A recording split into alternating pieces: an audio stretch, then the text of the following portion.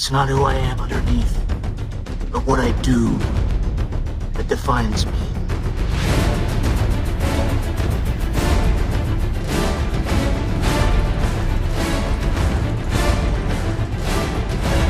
Hello viewers, welcome to action collection. और आज हम रिव्यू करने वाले हैं मैकफार्लेन टॉयज की तरफ से आने वाले बैटमैन फिगर का, जो कि क्रिस्टोफर नॉलन की डार्क नाइट ट्रिलॉजी की पहली मूवी यानी बैटमैन बिगिंस से है। मैं तो इस फिगर के लिए बहुत ही ज़्यादा एक्साइटेड हूँ। तो देखते हैं क्या ये फिगर अपनी एक्सपेक्टेशंस पे खरा उतरता है या नहीं। So without any further delay, let's roll the intro.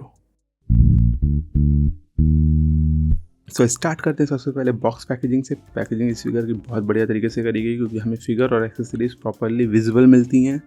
नीचे की तरफ हमें DC मल्टीवर्स बैटमैन की ब्रांडिंग मिल जाती है। ऊपर टॉप राइट कॉर्नर में एज 15+, और राइट साइड में हमें मिलता है ये बैटमैन की ब्रांडिंग, ऊपर DC मल्टीवर्स की ब्रांडिंग। नीचे की तरफ हमें ये QR कोड मिलता है, जिसको स्कैन करके आप DC यूनिवर्स इन्फिनाइट का ये ऐप इंस्टॉल कर सकते हैं।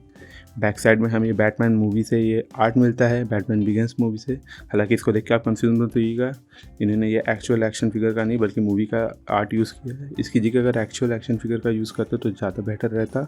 और लेफ्ट हैंड साइड में हमें बैटमैन बिगिंस की ब्रांडिंग मिल जाती है। ऊपर डार्क नाइट ट्रिलॉजी का ये लोगो मिलता है, जो कि बहुत ही सेक्सी लगता है देखने में।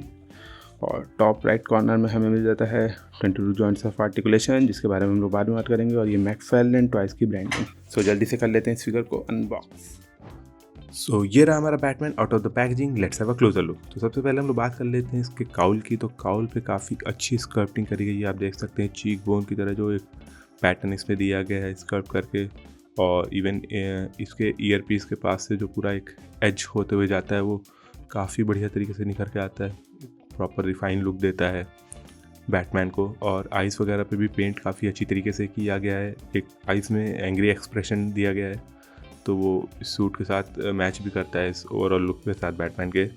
फेशियल पे मेरे को थोड़ा सा इशू हुआ, क्योंकि यहाँ पे जो इसके माउथ के पास का पेंट था वो कहीं ना कहीं चिप था, कहीं पे हल्का मिसिंग था। और स्मजर्स के निशान थे, जैसे ब्लैक पेंट मास्क का जो थोड़ा बहुत फेस पे आ गया हो लिप्स के पास। तो मैंने कोशिश करी हटाने की, बट इवेंचुअली वो पेंट था तो निकला नहीं।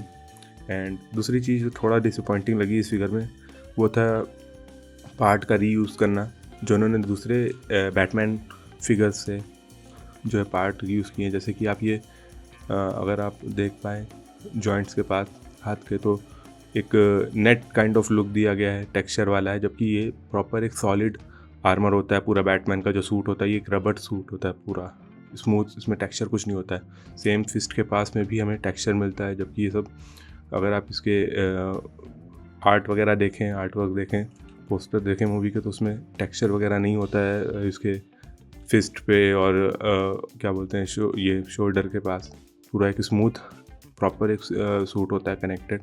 तो ये थोड़ा डिसअपॉइंटिंग था।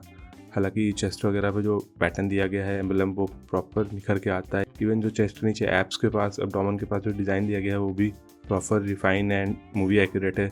जो कि अगर मैं क्रंच पूरा पीछे करूँ तो आप देख सकते हैं पूरा अंदर तक डिटेलिंग ऐड करी गई है, कहीं भी इसमें कटौती नहीं करी है मैकफार्लेन ने। पीछे अगर मैं बात करूँ तो पीछे भी हमें प्रॉपर स्कल्पटिंग देखने को मिलती है, प्रॉपर डिज़ाइन देखने को मिलता है पूरा। हालांकि ये जो एब्डोमेन का जो कट है, यहाँ पे जो ये पैटर्न दिया गया है, ये थोड़ा सा मुझे मोल्डिंग अच्छी नहीं लगी, क्योंकि ये एक हॉलो पीस पता चलता है। अगर आप देखिए एक कनेक्टेड पीस नहीं है, तो ये थोड़ा सा डिसअपॉइंटिंग था। हालांकि केप रहेगा तो आपको कुछ दिखेगा नहीं, बट स्टिल अगर आप इसको एक्सट्रीम पोज करते हैं, केप को उड़ाते हुए दिखाते हैं और बैक का लुक है, तो थोड़ा सा लुक ख़राब करेगा ये चीज़। तो इसका आपको ध्यान रखना पड़ेगा।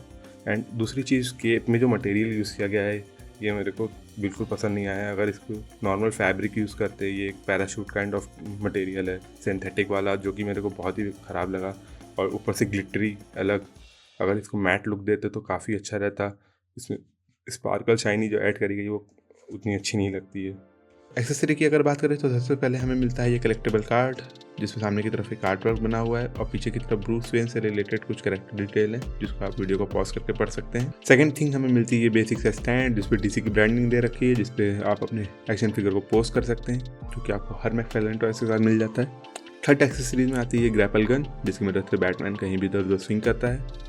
फोर्थ एक्सेसरी है ये बैट रैंक, जो कि देखने में बड़ा सेक्सी लगता है। सो फिफ्थ एक्सेसरी की बात करें तो ये अल्टरनेट हैंड, जो कि पहले मुझे फिस्ट लग रहा था, बट बाद में मैंने जब ध्यान से देखा तो इसने एक स्मोक ग्रेनेड पकड़ रखा है अपने हाथ में, क्या बात है। 6th और फाइनल एक्सेसरी की अगर बात करें तो हमें मिलता है एक और अल्टरनेट हैंड होल्डिंग 3 बैटरैंक्स।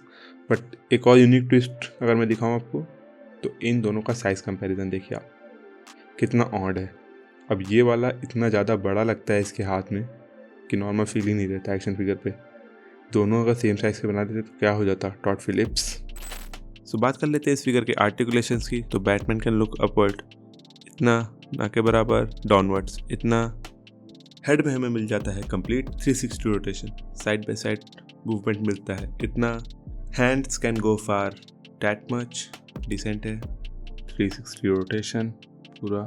साथ में मिल जाता है हमें बटरफ्लाई जॉइंट एंड बाइसेप्स स्विvel, जिसको आप लगभग इतना रोटेशन दे सकते हैं। इसके साथ इसमें मिलती है डबल जॉइंटेड एल्बोज जो कि कंप्लीट बेंड होती है, बहुत बढ़िया। इसके साथ ही रिस्ट पे हमें मिलता है बॉल जॉइंट, जिसको आप side by side, up and down and 360 rotate कर सकते हैं कुछ इस तरह से। एब क्रंच की बात करें तो बैटमैन कैन लीन बैकवर्ड्स इतना, फॉरवर्ड ज़्यादा नहीं है, बहुत लिमिटेड है। फिर साइड बाय साइड काफ़ी अच्छा आर्टिकुलेशन मिल जाता है। एंड वेस्ट की बात करें तो वहाँ पे भी मिल जाता है हमें डायफ्रेम जॉइंट, जिसको आप लीन फॉरवर्ड बैकवर्ड कर सकते हैं, even side by side and also the 360 rotation. ऊपर भी हमें पूरा 360 रोटेशन मिल जाता है। एंड लेग्स की बात करें तो Batman can do split, that much. And kick की बात करें तो किक फॉरवर्ड लिमिटेड है, इससे ज़्यादा नहीं जा सकता, बैकवर्ड्स इतना। फिर मिलती है हमें डबल जॉइंटेड नीज जो कि कंप्लीट बेंड होती है। अपर थाई कट हमें नहीं मिलता है, बस यहाँ से हल्का फुल्का मूवमेंट रोटेशन का दिया जा सकता है। फिर बूट कट भी मिसिंग है। नीचे की तरफ अगर बात करें तो अप का इतना मूवमेंट, डाउनवर्ड्स इतना। साथ में हमें मिलता है ankle pivot and beautiful toe articulation.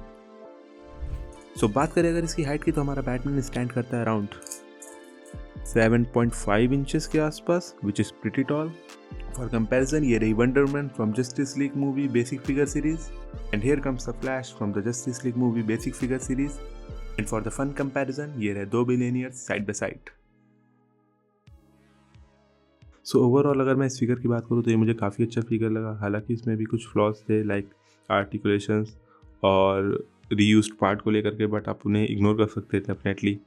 जिस प्राइस पॉइंट पे आता है मेरे को ये अराउंड 3500 का पड़ा फ्रॉम amazon.in, जो कि और अच्छी बात है। तो आपको कहीं भी इंटरनेशनली इसको परचेज़ नहीं करना पड़ेगा, कस्टम वगैरह का कोई झंझट नहीं क्रेडिट कार्ड्स का। तो आप बिल्कुल इसको आराम से अमेज़ॉन से ले सकते हैं। अभी इसका प्राइस हालांकि थोड़ा सा ओवर प्राइस चल रहा है 4000 के आसपास, तो मैं कहूँगा थोड़ा वेट करिए, 3500-3000 होने तक ये सेल पे आ ही जाएगा, तब आप इसको परचेज़ करिए। तो एक ये वर्थ इट फिगर है। अगर आप भी मेरी तरह क्रिस्टियन बेल और डार्क नाइट ट्रिलॉजी के फ़ैन है तो डेफिनेटली आपको ये फिगर लेना चाहिए। स्पेशली जो ये स्लिक डिज़ाइन सूट है बैटमैन बिगिंस मूवी का, ये किसी और पार्ट में यूज़ भी नहीं हुआ है, तो मेरे को तो ये काफ़ी पसंद आया। तो definitely go for this figure. So यही था हमारा आज का रिव्यू बैटमैन के ऊपर from the Batman Begins movie. मिलते हैं आप सबसे नेक्स्ट वीडियो में, तब तक के लिए अलविदा।